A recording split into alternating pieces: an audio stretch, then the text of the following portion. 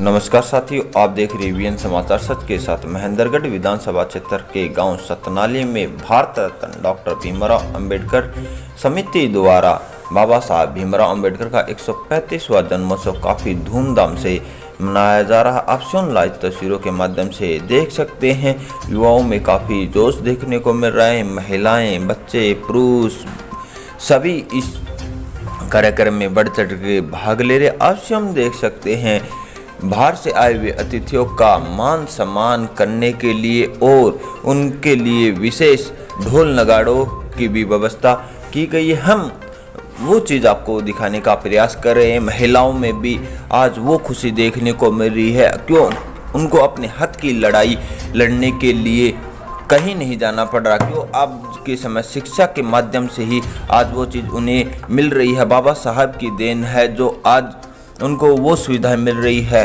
बाबा साहब का एक ही कहना था कि एक रोटी कम खाओ लेकिन अपने बच्चों को शिक्षा जरूर दिलाओ। शिक्षा ही वो शेरनी का दूध है जो जितना पिएगा उतना दहाड़ेगा। आज आप वो चीज़ स्वयं देख सकते हैं। अपने हक की लड़ाई के लिए अगर व्यक्ति शिक्षित है तो अपने हक की लड़ाई स्वयं लड़ सकता है और उसे अपना हक मिल सकता है। शिक्षा और समानता का नारा बाबा साहब भीमराव अंबेडकर जी की देन है। आज हम देख सकते हैं, व्यक्ति को घूमने फिरने, रहने, चलने, हर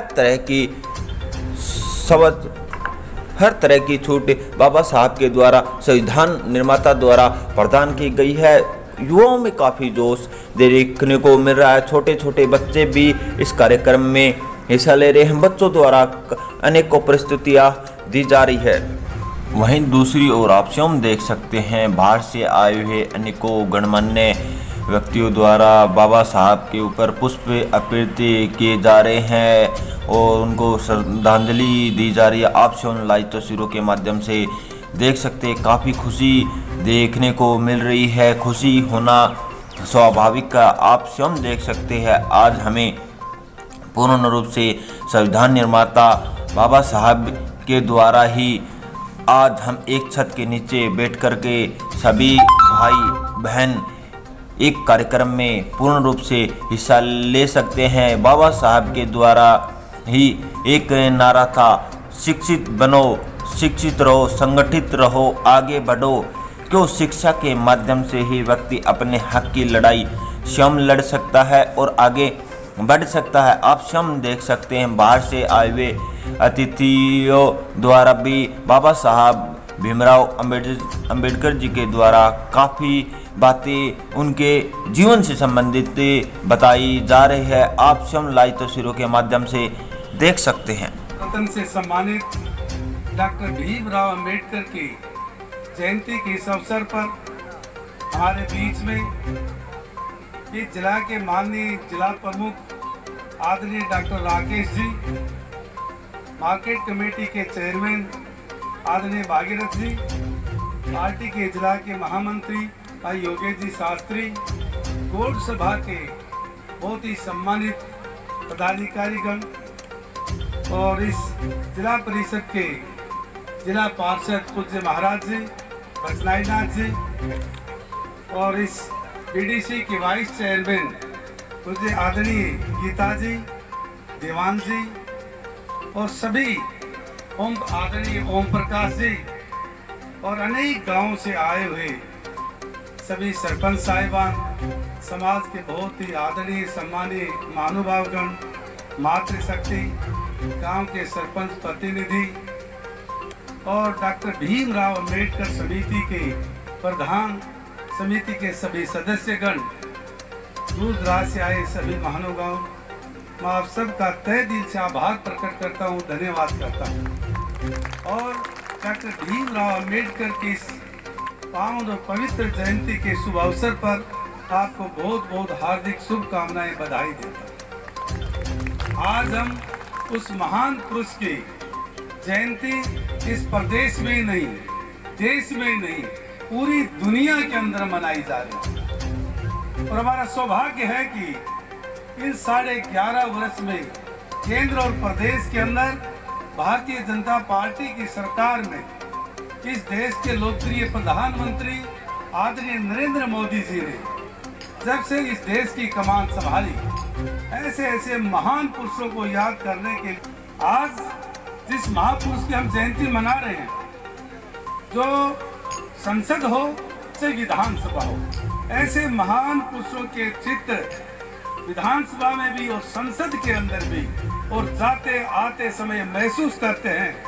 इस महापुरुष के कारण समानता का अधिकार हो, चाहे चुनाव का अधिकार हो, चाहे शिक्षा का अधिकार हो, चाहे बराबरी का, डॉक्टर भीमराव अंबेडकर को दी। उस कोटि के विद्वान अनेकों विषय के पीएचडी उन्होंने दूसरे देशों से की।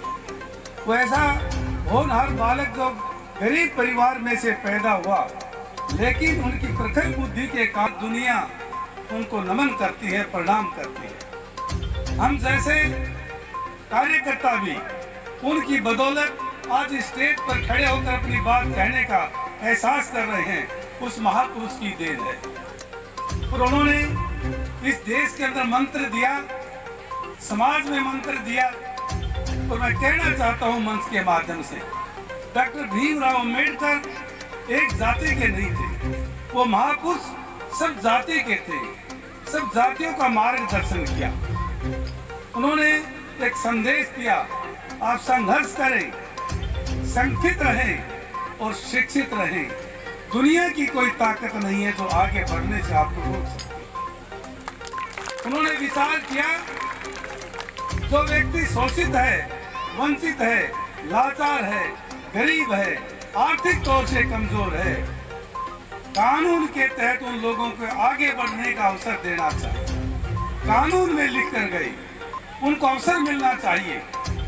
इसी तरह से भारतीय जनता पार्टी के सचेतक, एक चिंतक पंडित दीनदयाल उपाध्याय का भी ये सपना था, हम राम राज्य की स्थापना करेंगे, अवसर आएगा तब, और चिंता करेंगे जो अंतिम पंक्ति में जो व्यक्ति बैठा है, वो शोषित है, वंचित है, लाचार है, गरीब है, उसको पहली पंक्ति में हम कैसे लाएं, उसका कल्याण कैसे करें, उसका उद्धार कैसे करें।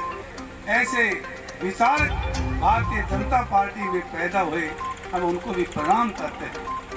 और 11-11.5 साल पहले जब भारतीय जनता पार्टी की सरकार केंद्र और प्रदेश के अंदर बनी, और जब माननीय मनोहर लाल जी इस प्रदेश के मुख्यमंत्री बने, उन्होंने इसी विचार को धरातल पर उतारने के लिए उन्होंने विचार किया। लोग वोट तो देते हैं, सभी देते हैं, परंतु हमारी जिम्मेवारी है गरीब से गरीब व्यक्ति जो अंतिम पंक्ति में है, उसका उद्धार हम कैसे करें। बिना किसी भेदभाव, जाति पाति धर्म से ऊपर उठकर जो व्यक्ति गरीब है लेकिन पढ़ने में सबसे होशियार है, उसका हम बिना किसी भेदभाव के रोजगार हम उनको देंगे। और आपने महसूस किया होगा कि इन 11.5 साल के दौरान जिस स्थान पर हम सतनाली में, यहाँ भी 200-250 बच्चे लगे, किसी के पास सिफारिश के लिए नहीं गए, किसी के पास हाथ फैलाने की जरूरत नहीं पड़ी ताकि मेरे बच्चे को लगा दे। एक जमाना था जब बच्चा दादा और पिता को कहता था, आप नेताओं के पास जाइए, मेरे रोजगार के लिए कहिए। आज जमाना उल्टा है, दादा पिता बेटे को कहता है, पढ़ेगा तो कोई दुनिया की ताकत नहीं आपको रोक देगा। ऐसी व्यवस्था कायम की है। जो डॉक्टर भीमराव अंबेडकर ने जो सपना देखा था, उस सपने को साकार करने के लिए केंद्र और प्रदेश की सरकार ने धरातल पर काम करके दिखाया, और काम दिख भी रहा है। हमारा नौजवान पढ़ा लिखा है, योग्यता के आधार पर बिना किसी भेदभाव के उसको रोजगार मिले। किसान मेहनती है, खेत में रहने वाला किसान और झोपड़ी में रहने वाला इंसान, दोनों को न्याय मिले, उसी फसल का पूरा भाव मिले।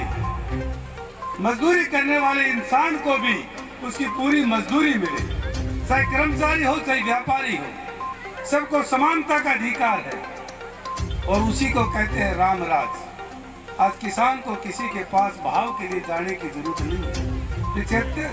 2775 रुपए बाजरा, 6200 रुपए क्विंटल सरसों किसान की बिक जाए, मजदूरी पूरी मिल जाए, बेरोजगार बच्चों को बिना किसी भेदभाव के योग्यता के आधार पर रोजगार मिल जाए, गांव किसान खेत खलिहान के रास्ते ठीक बन जाए, पीने के लिए पूरा पानी मिल जाए, 24 घंटे आप लोगों को बिजली मिल जाए, इसी को राम राज कहते हैं। किसी के पास हाथ फैलाने की जरूरत नहीं है।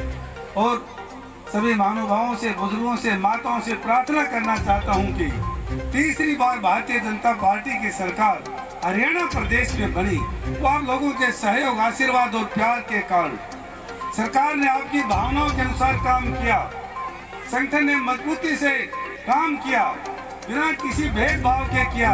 उसके आधार पर भी एक किसान के बेटे को भी अवसर मिला और आपने सहयोग, समर्थन और आशीर्वाद देकर इस विधानसभा की सेवा करने का मौका दिया। मैं मन से, दिल से आपका आभार प्रकट करता हूं। धन्यवाद। हमारे बीच में आदरणीय डॉक्टर राकेश जी जिला प्रमुख बैठे हैं। लोग चक्कर काटते थे, पार्षद इकट्ठे होते थे, लेकिन योजना के आधार पर विचार किया, सहमति के आधार पर इस जिले की जिम्मेवारी दी गई। और जब महाराज बजनाई नाथ जी बैठे हैं, सबसे ज्यादा वोटों से आपने जिताकर भेजा। ये आप लोगों की स्नेह, प्यार और प्रेरणा का प्रतीक है और इस भाव से, उम्मीद से आप लोगों की लगातार सेवा करें, इसलिए अवसर मिलता है। आज हम उस महापुरुष को याद करने के लिए, वो जो हमारे मार्गदर्शक के रूप में आज दुनिया में प्रत्यक्ष रूप से नहीं है, परंतु उनके विचार, उनकी नीति, उनकी योजनाएं, उन्होंने जो संविधान में हमें अधिकार दिया, आज पूरी दुनिया उनको याद करती है। हम बाबा साहब डॉक्टर भीमराव अंबेडकर के चरणों में प्रणाम करते हैं, नमन करते हैं। और आजादी से पहले और भी महापुरुष पैदा हुए हैं। डॉक्टर भीमराव अंबेडकर एक जाति के नहीं थे। महाराणा प्रताप जैसे शौर्य इस देश में पैदा हुए। डॉक्टर महारानी लक्ष्मीबाई पैदा हुई, शिवाजी पैदा हुए, राव तुलाराम पैदा हुआ, सर छोटू राम पैदा इस देश के अंदर हुआ, जिन्होंने समाज की, किसान की बात की। चौधरी देवीलाल ने किसान की बात की, चाहे राजनीतिक क्षेत्र में हो। लेकिन राजनीति में भी जब अवसर आता है तो आम सब लोगों की बात करता है, दुनिया उसको हमेशा याद करती है। भले ही आज वो दुनिया में नहीं है, परंतु उन्होंने समाज और प्रदेश और राष्ट्र के लिए जो काम करके गए, आने वाली पीढ़ियां लगातार उन महापुरुषों को याद करेंगे। ऐसे ऐसे महापुरुष आजादी के लिए अपने बलिदान दिया, अपनी कुर्बानी दी। आज वो हमारे बीच में नहीं है, परंतु उनकी कुर्बानी के कारण आज हम स्टेज पर रखकर अपनी बात कह रहे हैं। उन महापुरुषों को हम प्रणाम करते हैं, नमन करते हैं। और मैं तो अभी कैलाश जी को कह ही रहे थे, आज बुला तो दिया, कम से कम अब तो समझो, अब तो भोले नहीं हो, अब तो जागरूक बनो। डॉक्टर साहब ने कहा शिक्षित हो, संगठित भी है, संघर्ष भी कर रहे हैं, तो फायदा भी उठाना सीखो। लिया और माइक पकड़ा दिया। अम्बेडकर समिति की मांग होगी। आप लोग के अवसर पर हमारे बहुत सारे नेता, समाज के बहुत सारे महानुभाव स्टेज पर आएंगे, मांग भी मांगेंगे और मांग को पूरा भी करना पड़ेगा। परंतु मुझे महाराज जी भी है, डॉक्टर साहब भी है, मैं भी, ओम प्रकाश जी भी है। सब मिलकर जो आप मांग रखेंगे, आने वाले समय में उन मांगों को हम पूरा करें। हम चाहते हैं कि अम्बेडकर समिति का भवन बढ़े, उसे डॉक्टर भी अच्छा सा आप लोगों के लिए बैठने की व्यवस्था हो। और मुझे पता भी लगा कि समिति रजिस्टर्ड भी है। हर साल, आज ही नहीं, हर साल 1 लाख रुपए इस समिति में हम पैसे डलवाएंगे, ताकि बच्चों को, जो गरीब लोग हैं, उनके शादी करना हो, उनको आगे बढ़ने का अवसर दे। कम है के